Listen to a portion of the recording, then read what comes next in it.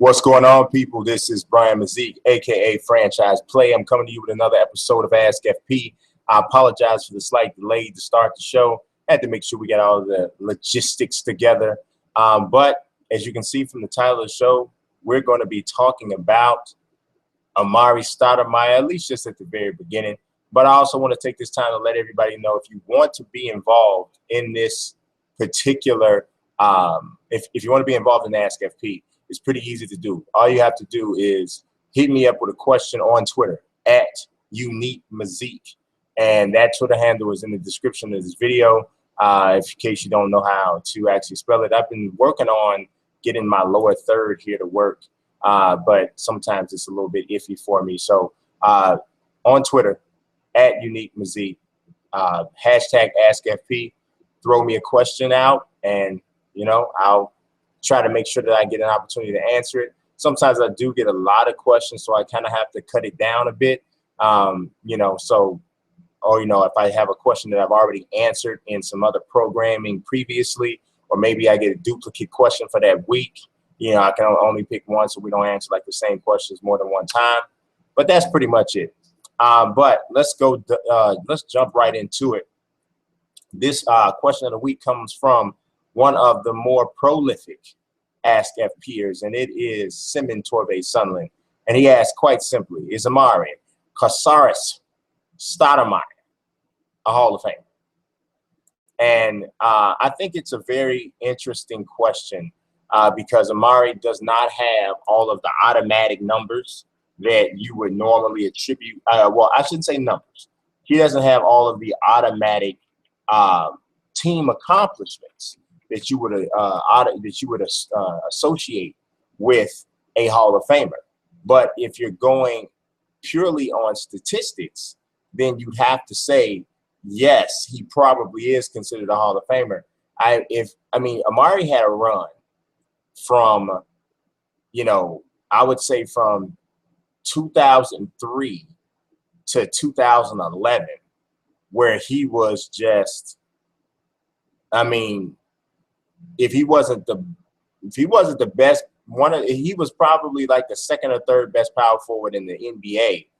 You know, probably third. Now you'd probably maybe only put him behind Duncan and Garnett for, I mean, we're talking about almost 10 years. You know, he did have the season in 05-06 where he played only 3 games because he had the microfracture surgery on his knee.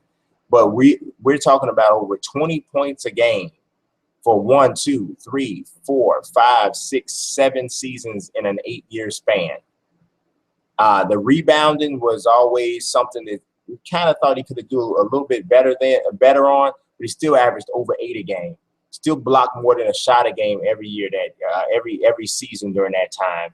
His field goal percentage was crazy during those seasons. Never under 50% except for one season. That was the second year of his career when he was 21 years old. I think he's a Hall of Fame. When you can make an argument that a guy is the best at a specific skill that is one of the staples of the game, you can make the argument that Amar'e Stoudemire was the best pick and roll big in the history of the game. You could probably make that argument. So for me, when you can say something like that, and we're also talking about a guy who put up the type of statistics that Amar'e did, I say he is a Hall of Fame.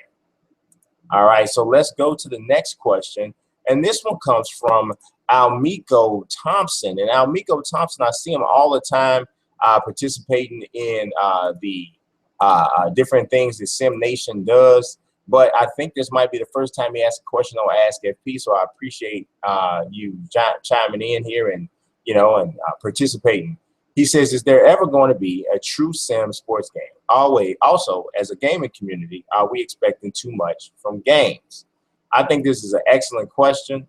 And when he says a true sim game, a lot of people might say, well, hey, this game was a true sim. I really love that game. Or what I believe Almiko is saying when he asks is a true sim, I believe he means one of these sports games that is so realistic that it turns off the casual fan.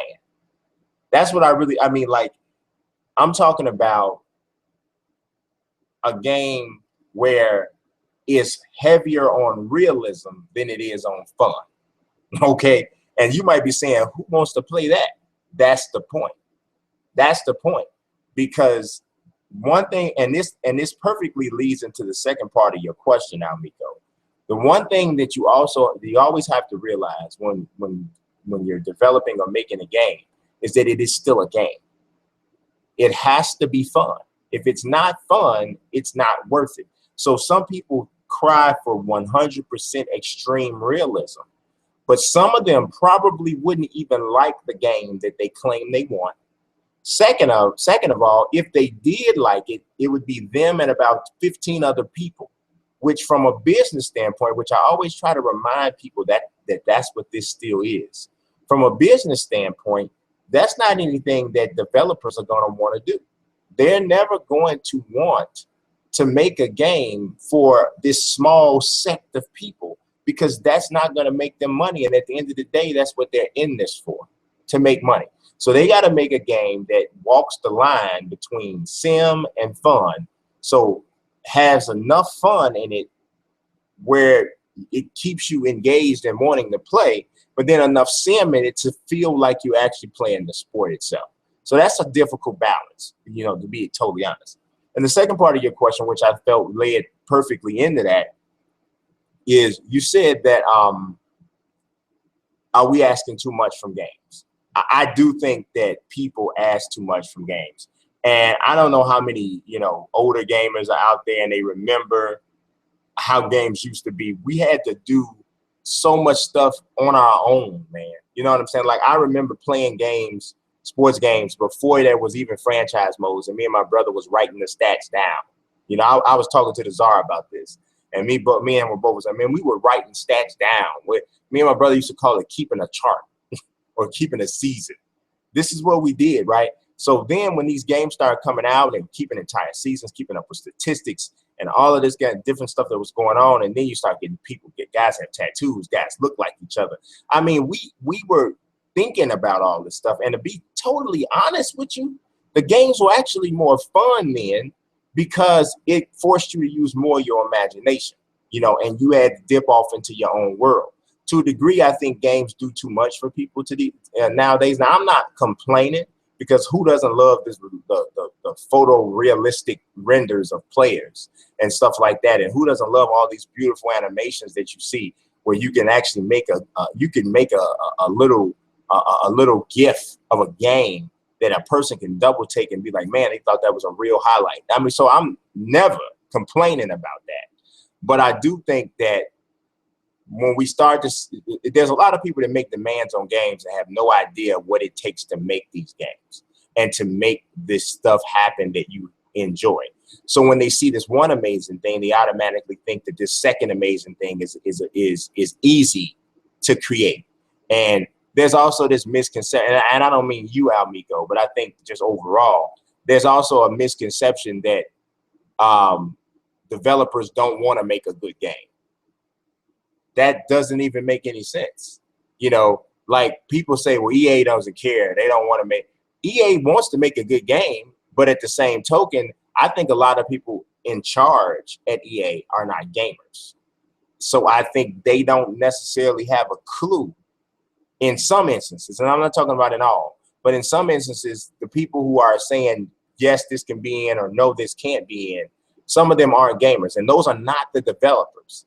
That's what I think a lot of people don't realize. The decision makers most times are not the developers. The developers have made concepts and ideas, things they want to do, but they have to bring those past another group of people who probably couldn't code. It wouldn't matter if they had 17 tutors, they couldn't code. And a lot of times those are the people making the decisions. So, I do think all of that wrapped together, I do think sometimes the gaming community can expect a little bit too much from a game and forget that it is just that, a game. All right, so the next question comes from my man Taylor Malone. He was just on the first ever episode of Community Concepts. If you didn't catch it, it was on NBA 2K17. It was he, Mr. Bigums, and myself. And here's his question. He says, do you think that the New York Jets are doing their young guys, especially Geno Smith, wrong by not even making it a quarterback competition? I don't know about doing them wrong. I don't know if I would use that term. I would say this. Apparently, Geno Smith has not shown his coaching staff enough in the time that they've had him to make them compelled to make it a quarterback competition. There is a reason why Ryan Fitzpatrick was able to hold out and get the dough ultimately that he wanted. It's because the Jets don't think that much of Geno Smith. If they did, they would have told Ryan Fitzpatrick, well, I'm sorry, but you can bounce. And apparently Ryan Fitzpatrick knew that was the case as well, because if he didn't know that, he would have known he didn't. He's a smart guy. He would have known he didn't have the leverage to try to play the Jets in this way. So I don't think it's wrong. I think it's more or less a testament to how this team really does feel about Geno Smith. So take that for what it's worth. All right, the next question also comes from Simon Torvey Sunland. And in this one, Simon Torvey Sunland asks me, what's your biggest strength and your biggest weakness as a basketball player? I'm sorry for leaving my cursor finger there on top of the screen when I took the screenshot. This is a really cool question. Very rarely, I think it's maybe the first time ever I've ever had a question about my own personal game. And it's funny you should ask, because I played a ton of basketball, you know, all through high school and, you know, a little bit early in college or whatever. I played a lot, right? And I hadn't played a lot, I would say, maybe for the last 10, 15 years until recently. I don't know how many people I've said it on Twitter once or twice, but I've been losing a good amount of weight. I would say probably in May, I was 6'5", 280. And today I am, well, obviously I'm still 6'5", but I'm 259, 258. So over, what is this, 2-3 months, I've lost about a little more than 20 pounds.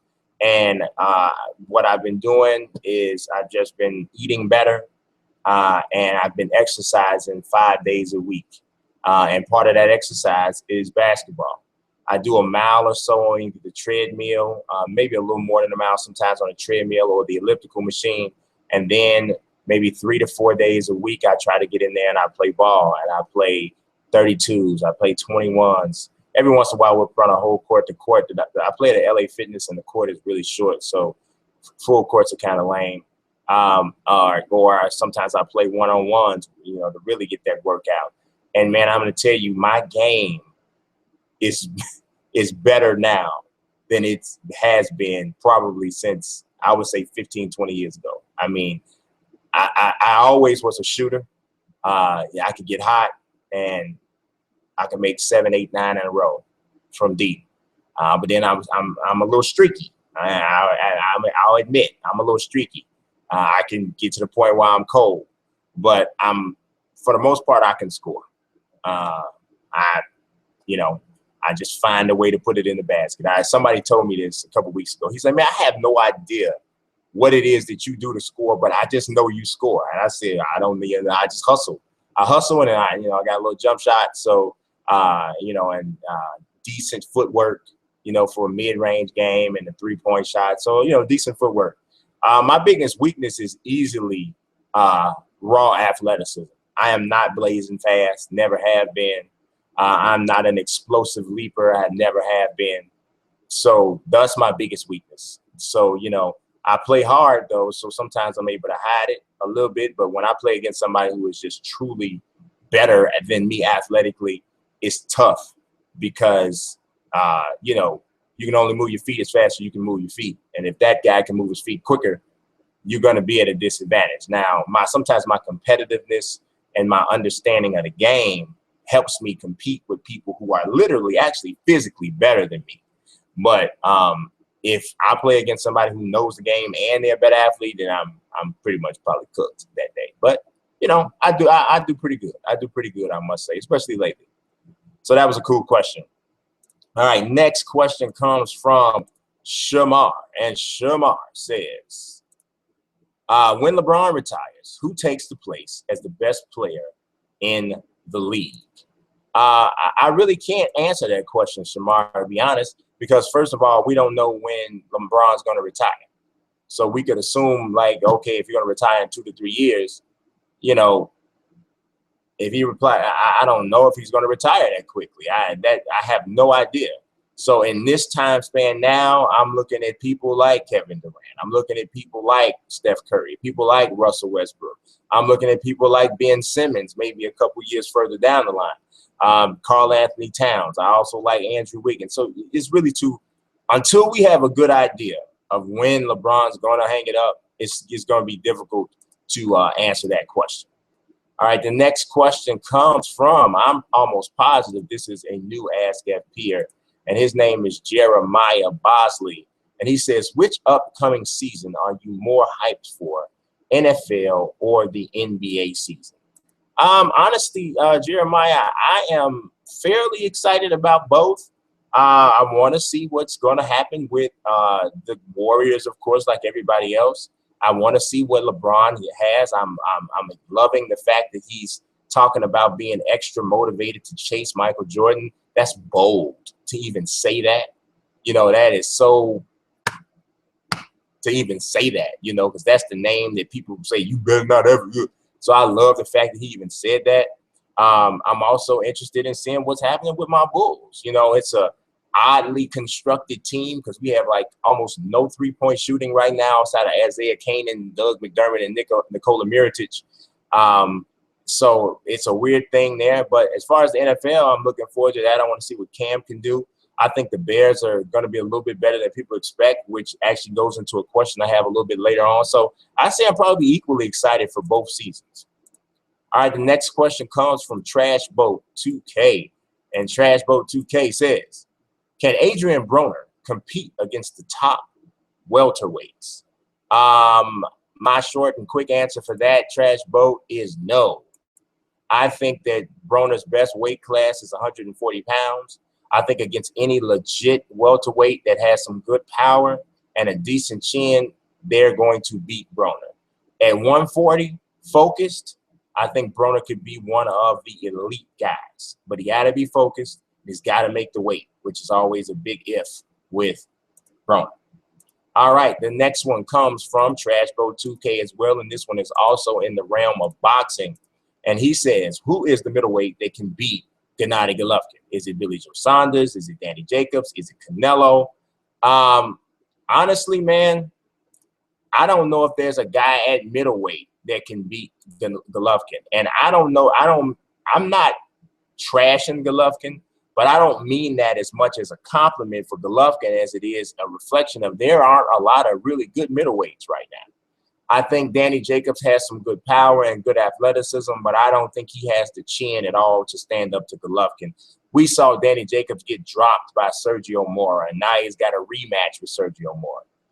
No. Billy Joe Saunders is decent, but he struggles with his weight, and he appears to be afraid to fight Golovkin, which is already moving in the wrong direction. Canelo, I don't know.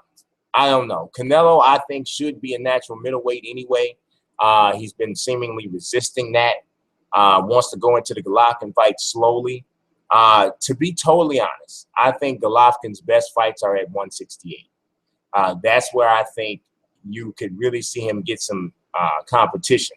Or if some of the prime talent at 154 were to come up. You got the Charlos, you got Julian Williams, you got Demetrius Boo Andrade.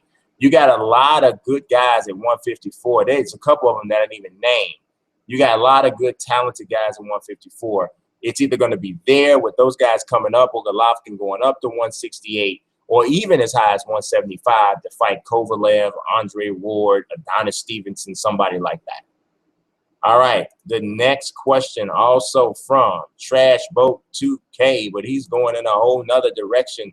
He says, is KRS-One underrated? Now, there's a bunch of young fans right now saying, who in the world is KRS-One? You better believe it. There's somebody saying, who is KRS-One? They're trying to figure out what basketball players' initials are KRS and who wears the #1 jersey. No. KRS-One is a legendary hip-hop artist. Krishna Parker is his given name. And is he over? Is he underrated? That's an interesting question, because as much as I like a lot of KRS-One and a lot of Boogie Down Productions, I would never, ever actually say KRS-One was one of the greater lyricists in the history of hip hop. I wouldn't actually say that. I feel that he has made very important music. I feel that his imprint on the game is extremely important. But see, for me, that doesn't necessarily mean that you're a great lyricist. People like Rakim, people like Big Daddy Kane, people like Jay-Z. Who else can I think of off the top of my head? People like, some people might be like, what, who? People like Razkaz.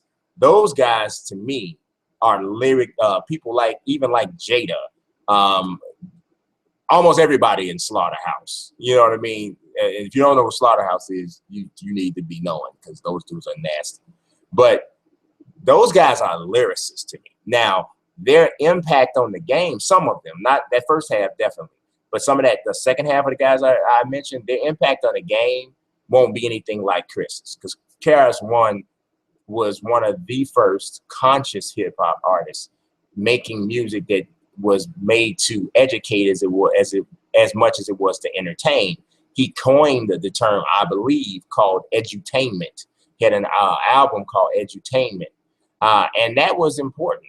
Now, a guy like KRS-One could not survive today, because the consumers of hip hop right now are not looking to be taught.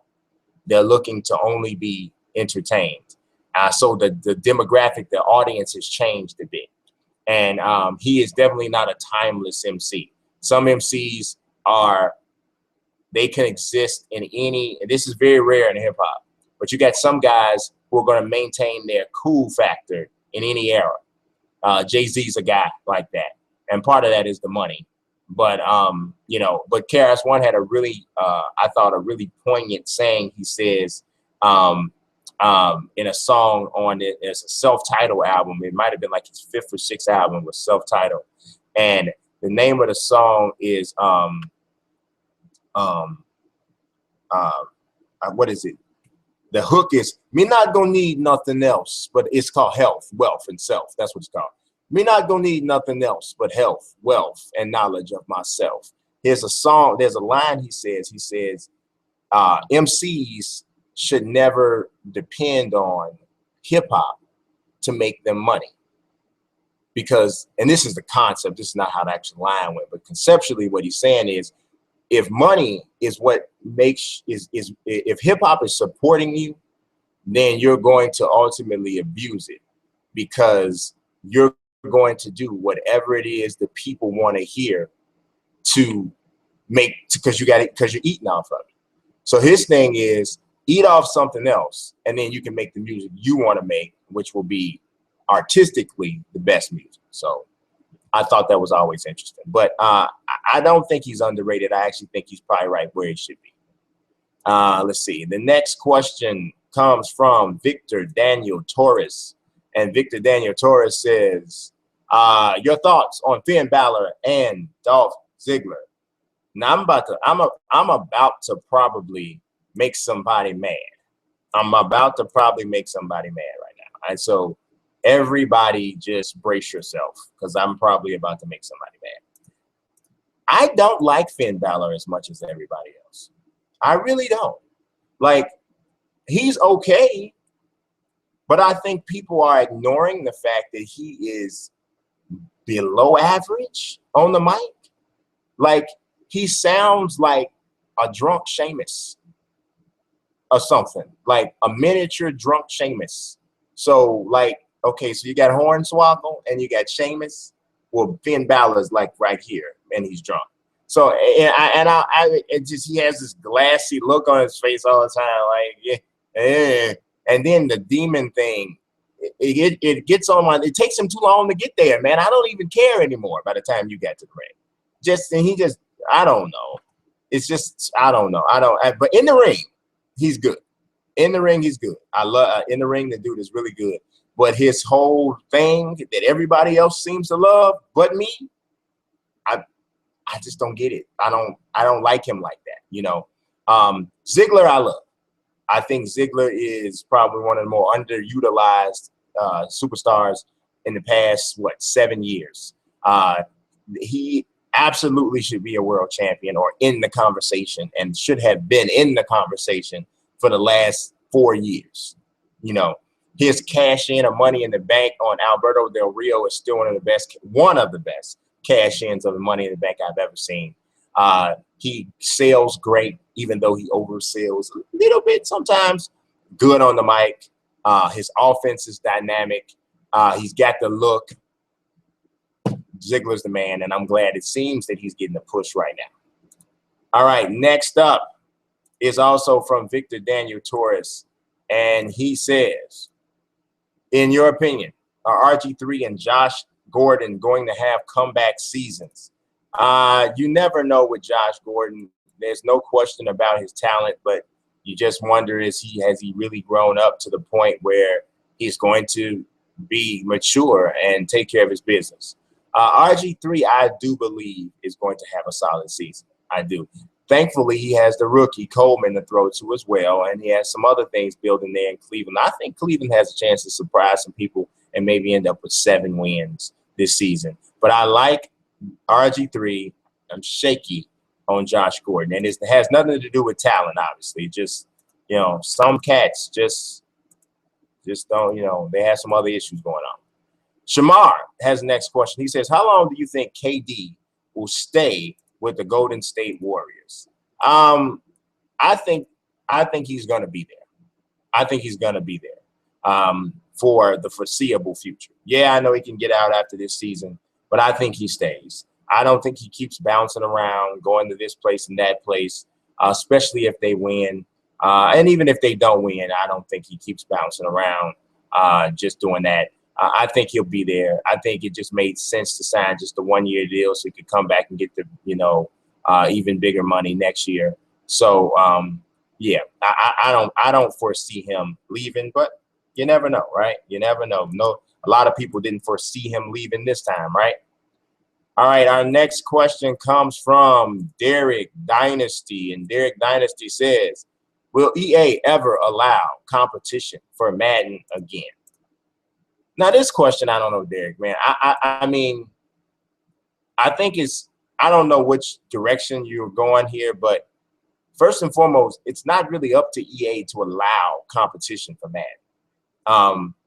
A lot of people may not know this, but the NFL approached companies with the concept of exclusive licensing. EA was just the only company that had the capital and the means to take advantage of it. I don't know how that's bad. People try to come back down on EA for that, but that's business, man. If you're in business and somebody that has a competing product is there with you and literally taking money away from you, the smart business move is to take advantage of an opportunity to eliminate them. That's just business. Gamers can say, oh, we want 2 games. They don't care. They don't care. Do you believe that if NBA Live was a better product, do you think for 1 second 2K wouldn't want them eliminated? You don't think they want them eliminated now, and even though they're nothing really? That's business, man. They want no company wants a competitor. No company wants a competitor. They want to get all the money for that market. So no, they won't ever allow competition because it doesn't make any sense for them to allow competition. Just totally honest. And they keep getting all the money as long as you can, you know. The next question comes from Chicken Be Kicking. And Chicken Be Kicking says, if NBA 2K17 does have a Create a Legend mode, again, do you think they will be do you think there will be a story mode type of thing in it?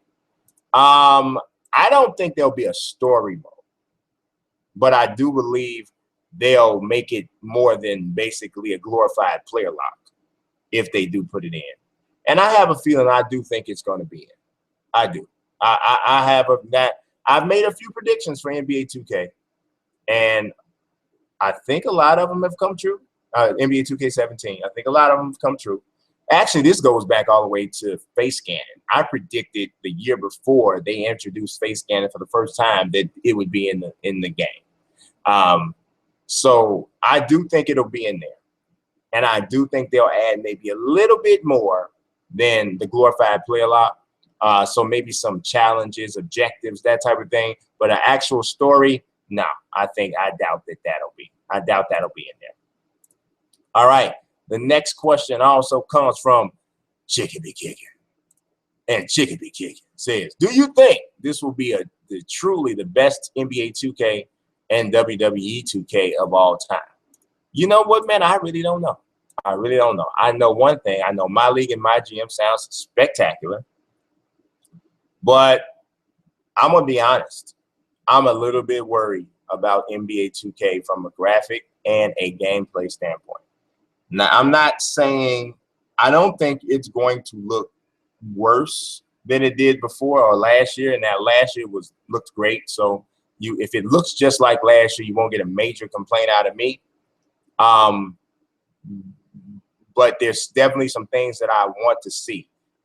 Sometimes you can attempt to enhance a certain aspect of the game because there's a obligation, so to speak, for the game to get better in every area, even when sometimes it may be so good already that you probably would be best just leaving it alone.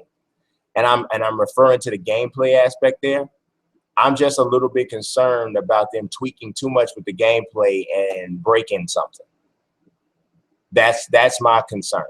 So I'm a little worried, and I can't even say why. Maybe it's just because the game is coming out sooner than it has in previous years, and we haven't seen anything yet, which, like I mentioned to people before, we didn't see our first screenshots for NBA 2K16 until August 4th or 5th of last year. So we're coming up on that in the next couple of days. And if you count the Olympic screenshots, then we've already seen screenshots. So we're already kind of there. So I don't know. I'm a little worried. WWE 2K, I'm a little worried about that. I won't say I'm worried, but I don't have an expectation that it's going to be the best one ever. From what I could hear, only thing we saw was the entrance video for Brock Lesnar that came out today. I'll be talking a little bit about that probably tomorrow morning. We saw that, and from all I could tell from that is that graphics were spruced up a bit, but that commentary is still dreadful to me. I think it's still going to be bad. I just don't know if that team understands how important commentary is, or I don't know whether or not they can get the team in there to sit together to do it. I don't know whether maybe it's a time situation because WWE employees are on a crazy schedule. So I don't know what it is, but it's clearly a challenge for that series. So I'm a little bit. I don't think I'm a little worried about 2K, NBA 2K17, and WWE. I wouldn't say I'm worried, but I don't think I'm at a point where I think it's going to be one of the best.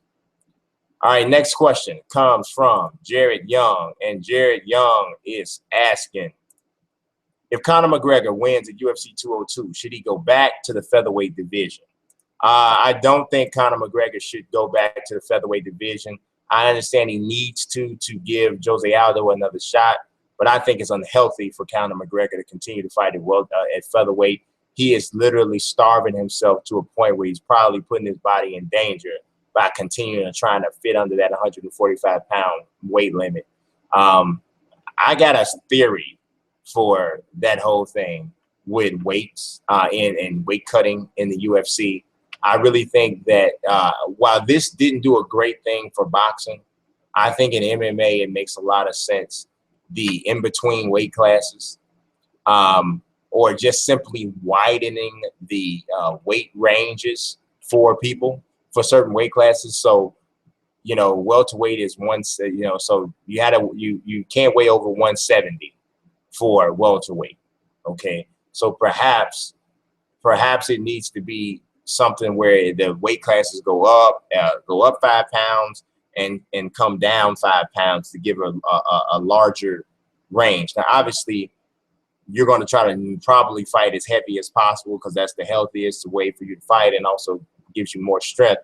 But I think being concerned with guys and girls starving themselves to make certain weights is something that needs to be addressed, along with the steroid thing, because, I think, that, like I mentioned in an article previously, I think if you use PEDs in combat sports, I think you should be prosecuted as a criminal, just personally me. I mean, it's using PEDs to hit a baseball a little bit further or to get healthy enough to come play football is one thing, but if you got an unfair advantage in a ring where we're fighting, then that's a whole nother ball game, in my opinion. All right, the next question comes from Victor Daniel Taurus, and he asks, your thoughts on this prediction? So this Instagram site, I guess, has the Bears at 5-11. I think the Bears will be better than 5-11. The biggest question about the Bears is the secondary. But if you look at the Bears' schedule, they don't have a lot of games against elite quarterbacks. So you got 2 against the Packers and Aaron Rodgers. You got 1 against Romo if he's healthy. You got 1 against Andrew Luck, even though he had a bad season last year. And then you got 1 against Eli Manning, and we all know how inconsistent he is.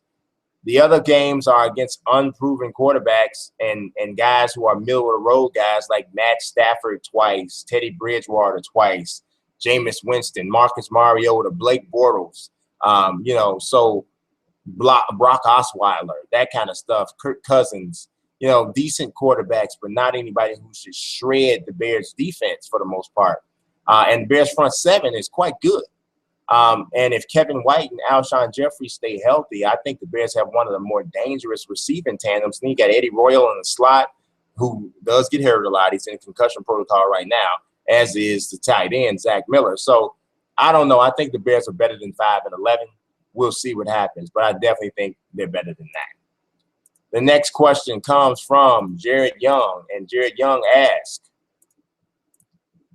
who should Tyron Woodley face for his first title defense? Tyron Woodley should probably face Stephen Wonderboy Thompson, but he doesn't really want to do that because he's looking more towards having what would be considered a big name or big money fight with somebody like Nick Diaz, who just recently came off of his suspension. I understand that totally from Tyron Woodley. He wants to make some big money. I mean, look at it. UFC champions are dropping like flies, man. Everybody. In 2016 alone, we've seen 7 titles change hands. So Ty wants to make as much money as he can in the process, and I totally get it. But from a pure competitive standpoint, Wonderboy is who he should fight. The next question also comes from Jared Young, and Jared Young says, do you think that NBA 2K17 will allow us to use different body types when we create players? All right, it's time for yet another prediction for me from NBA 2K17. I would be very, very surprised if we cannot pick body types when we create our players. I'd be very surprised. 2K listens to the community, and some people might say I'm whatever when I say that, but the proof is in the pudding, man. I cannot tell you over the last 3 years how many things I've asked for, how many things I've seen in forums and all of that sort of thing that people have asked for that they have delivered. So it's true. They do listen to the community. I'm be honest, I don't really think the EA does that much, except for on MUT.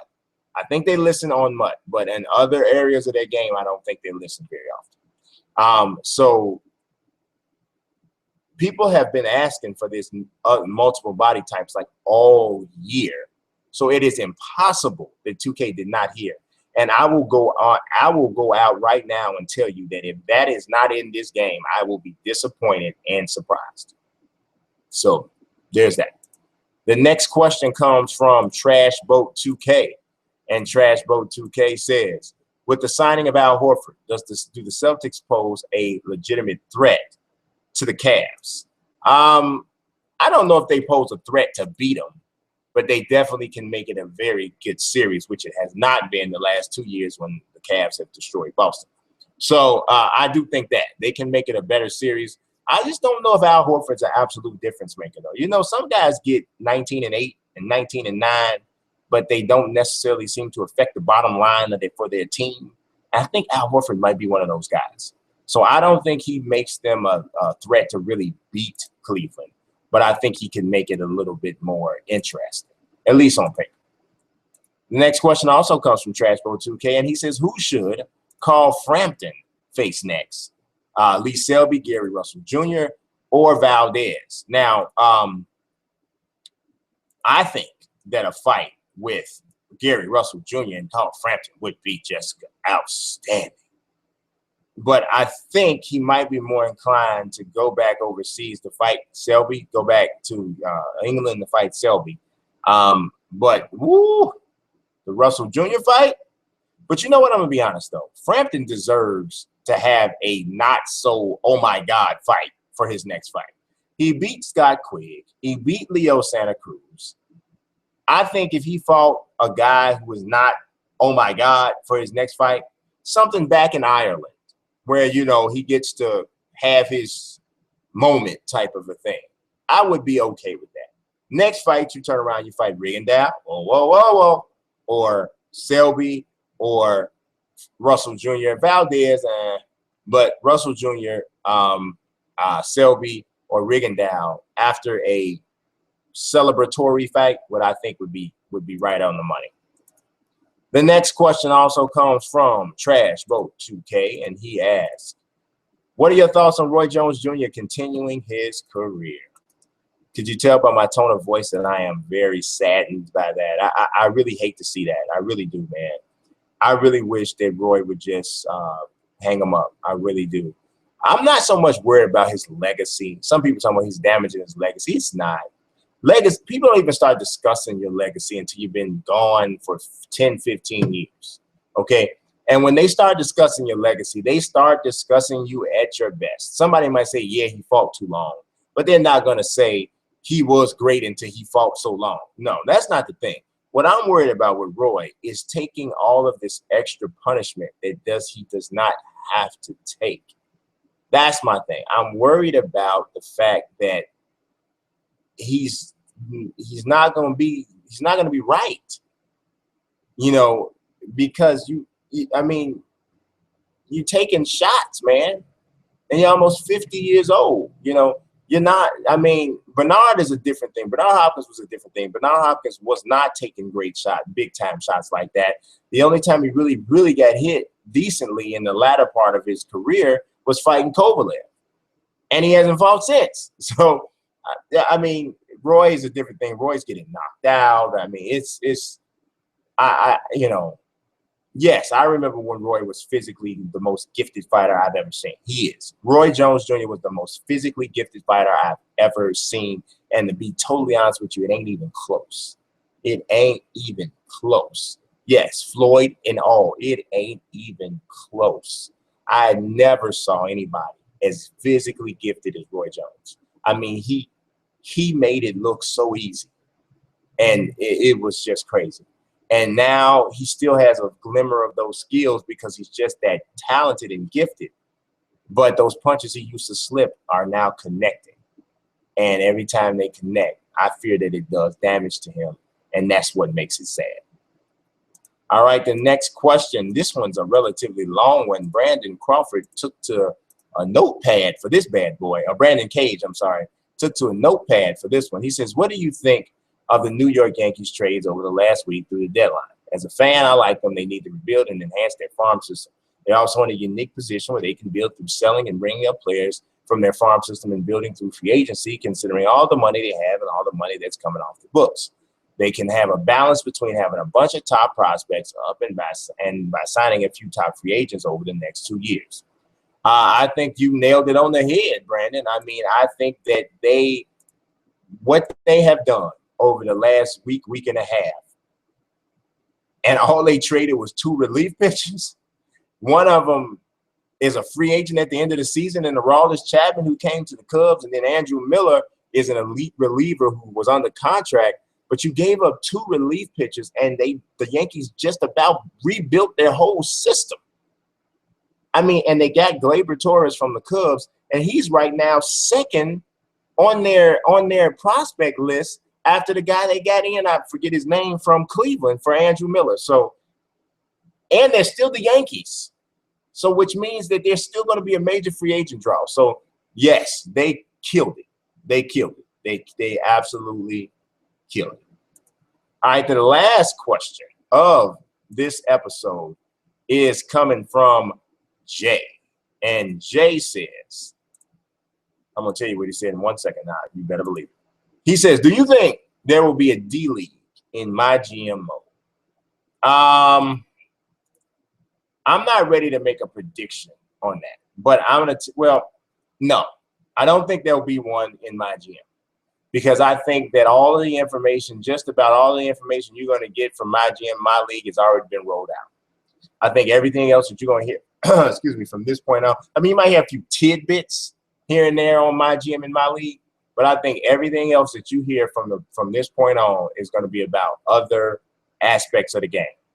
And to be totally honest, the only other mode I can see D-League even being in is my career. So some sort of story angle where your player has to go or make his way up through the D-League or something like that. So I don't know I don't know if it's looking too good for the D-League for NBA 2K17, but I'm not ready to predict soundly that it won't be in. So that's all I got for you guys today. I most humbly appreciate you watching this episode of Ask FP. And if you noticed, this is the 97th episode of Ask FP. So 97 straight weeks I have done this. So I am looking to try to do something pretty cool for the 100th episode. I don't know exactly what that's going to be yet. I do know it'll be in about 3 weeks. So I implore you to to stay tuned for more information on that. I'll implore you is what I meant. It's late for me. I'm tired. I took my daughter to get a driver's license today. She got it. She's a beast. I'm so proud of her. But so I'm tired, so that's why I mixed the words up. At any rate, I appreciate you watching. God bless. Peace.